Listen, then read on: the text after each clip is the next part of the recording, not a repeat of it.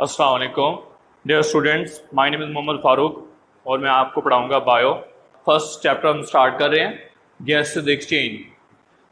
What is the mean of gases exchange? Gases exchange कहते हैं taking in oxygen and giving out of carbon dioxide is called gases exchange. मतलब हवा का अंदर ले जाना ताकि हम उसमें से ऑक्सीजन को ले सकें और हवा का बाहर निकालना ताकि हम कार्बन डाइऑक्साइड को अपनी बॉडी से रिमूव कर सकें। इस प्रोसेस को कहते हैं गैसेस एक्सचेंज। फिर हमारे पास अगर हम इंट्रो से स्टार्ट करें तो पहली डेफिनेशन जो हमारे पास है वो है cellular respiration. What is the mean of cellular respiration?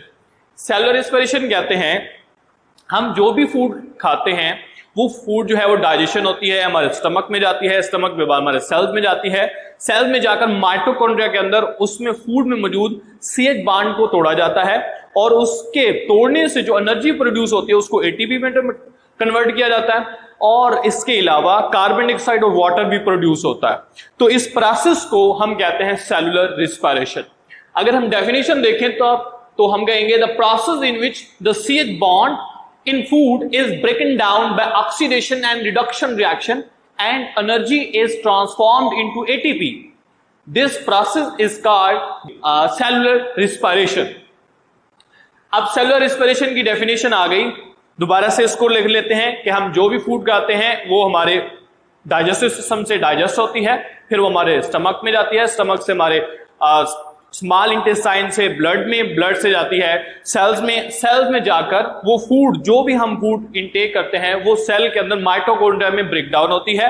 Break down होने से उससे एनर्जी प्रोड्यूस होती है, उसको ATP में कन्वर्ट किया जाता है और इसके अलावा साथ ही कार्बन डाइऑक्साइड और वाटर भी प्रोड्यूस होते हैं। इस प्रोसेस को कहते हैं सेलुलर रिस्पिरेशन।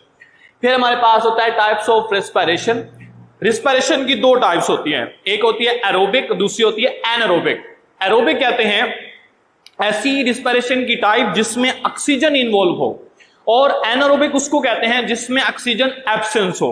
तो हम डेफिनेशन कर लेते हैं, type of respiration in which the oxygen is involve is called aerobic respiration. उसके बाद हमारे पास एरोबिक रिस्पिरेशन के अंदर क्या होता है, complete oxidation and reduction of food को मुकम्मल तौर पर उसके अंदर जो CH बांड होते हैं उसको तोड़ा जाता है। उसके अलावा इसके साथ ही प्रोड्यूस होते हैं कार्बन डाइऑक्साइड एंड वाटर, इसको हम कहते हैं एरोबिक रिस्पिरेशन। हमारी बॉडी के सेल्स के अंदर जो माइटोकॉन्ड्रिया, मैंने ये सेल दिखाया है, अब सेल के अंदर देखें ऑक्सीजन और फूड जो है वो यूज होती है, food in the form of glucose, और उसके अंदर जाकर फूड जो है वो ब्रेक डाउन होती है माइटोकॉन्ड्रिया में और इसके अंदर से तीन चीजें प्रोड्यूस होती हैं, कार्बन डाइऑक्साइड, वाटर और energy in the form of ATP।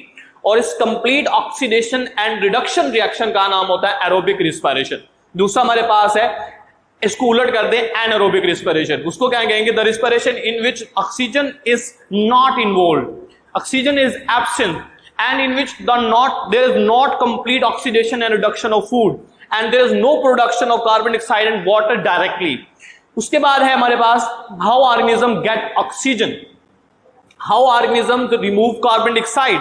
तो इसके आंसर के लिए हमारे पास है गैसेस एक्सचेंज। दोबारा हम डेफिनेशन के ऊपर आते हैं, टेकिंग इन एयर यानी हवा का अंदर ले जाना ताकि हम हवा में से ऑक्सीजन को ले सकें और हवा का बाहर निकालना ताकि हम कार्बन डाइऑक्साइड को रिमूव कर सकें। इस प्रोसेस का नाम है गैसेस एक्सचेंज। उसके बाद हमारे पास एक टर्म होती है ब्रीथिंग। ब्रीथिंग किसे कहते हैं? ब्रीथिंग कहते हैं अब हम जब भी सांस लेते हैं तो क्या करते हैं, सांस लेते वक्त हम अपनी बॉडी के अंदर हवा ले जाते हैं और जब ले जाते हैं इसको कहते हैं इंस्पायरेशन। और उसके बाद हमारे लंग्स के अंदर गैसेस एक्सचेंज होते हैं। गैसेस एक्सचेंज होने के बाद फिर हम क्या करते हैं, उस हवा को जो हम अंदर ले गए थे और उसमें से ऑक्सीजन हमने ले लिया, ब्लड में डाल दी और उस ब्लड में से कार्बन डाइऑक्साइड को लंग्स में, और उसके बाद फिर हम क्या करते हैं, उस कार्बन डाइऑक्साइड को हम अपनी बॉडी से रिमूव करते हैं इन दी फॉर्म ऑफ एयर। अच्छा, सबसे पहले अब हमने ब्रीथिंग को डिस्कस किया, तो ब्रीथिंग क्या है, in animals intake of air for into the bodies for getting oxygen and removal of air outside the bodies for getting rid of carbon dioxide is called breathing. उसके बाद next हमारे पास है difference between breathing and respiration. Breathing किसे कहते हैं, intake of air for getting oxygen and removal of air for getting ride of carbon dioxide is called breathing. उसके बाद हमारे पास क्या है, रिस्पिरेशन। रिस्पिरेशन को हमने शुरू में भी डिस्कस किया कि फूड के अंदर CH बांड को ब्रेक डाउन करना और इसकी कंप्लीट ऑक्सीडेशन और रिडक्शन करना, और इससे जो एनर्जी प्रोड्यूस होती है उसको एटीपी में कन्वर्ट करना। यानी इस बात को हम रेड को देख लें, ऑक्सीजन फूड, इसकी ऑक्सीजन की प्रेजेंस में फूड के अंदर CH बॉन्ड की ब्रेकडाउन होगी, कार्बन डाइऑक्साइड, वाटर और एनर्जी प्रोड्यूस होगी, और इस प्रोसेस को कहते हैं रिस्पिरेशन। और ब्रीथिंग हमने ऊपर देख लिया। अब दोनों में डिफरेंस क्या है? दोनों में डिफरेंस ये है कि जो हमारे पास ब्रीथिंग का प्रोसेस होता है, ब्रीथिंग के अंदर अब हम देखें ना, हम जब सांस ले जाते हैं नॉस्ट, यानी कि हम नाक के जरिए, नोज के जरिए, या हम माउथ पार्ट के जरिए, ओरल कैविटी के जरिए हम इनटेक करते हैं, और वो एयर हमारे रिस्पिरेटरी ट्रैक के अंदर जाती है। और गैसेस एक्सचेंज अब क्या होता है, ट्रैकिया, ट्रैकिया के बाद ब्रोंकाई, ब्रोंकाई के बाद ब्रोंक्यूल्स, और एल्व्यूलाई, एल्व्यूलस के अंदर जाकर गैसेस एक्सचेंज होते हैं। आफ्टर गैसेस एक्सचेंज फिर हम क्या कहते हैं, उस हवा को हम अपनी बॉडी से रिमूव कर देते हैं। इस प्रोसेस को कहते हैं गैसेस एक्सचेंज। और अब ये हमारे पास ब्रीथिंग है और दूसरा ये है रिस्पिरेशन। अब दोनों में डिफरेंस क्लियरली नजर आ रहा है। क्या? ब्रीथिंग के अंदर कोई भी बायोकेमिकल रिएक्शन नहीं हो रहा है, जबकि हमारे पास जो सेलुलर रिस्पिरेशन का प्रोसेस होता है उसमें कोई ना कोई बॉन्ड ब्रेक डाउन हो रहा है, उसमें बायोकेमिकल रिएक्शन हो रहे हैं। तो इसलिए हम कहेंगे ब्रीथिंग एक ऐसा प्रोसेस है जिसके अंदर सिर्फ फिजिकल या मैकेनिकल प्रोसेस होता है, जबकि हमारे पास जो रिस्पिरेशन का प्रोसेस होता है उसके अंदर क्या होता है, उसमें दो तरह के प्रोसेस हो रहे होते हैं। पहला, एक तो जो हमारे पास गैसेस हैं वो इन्वॉल्व होती हैं, ऑक्सीजन है उसको अंदर लेके जा रहे होते हैं, कार्बन डाइऑक्साइड को बाहर निकाल रहे होते हैं। तो इसका मतलब ये एक मैकेनिकल यानी फिजिकल प्रोसेस भी हो रहा है। इसके साथ साथ दूसरा प्रोसेस जो हो रहा है कि वो CH बॉन्ड जो होता है उसको भी ब्रेक डाउन किया जाता है, मतलब बायोकेमिकल रिएक्शन हो रहा है।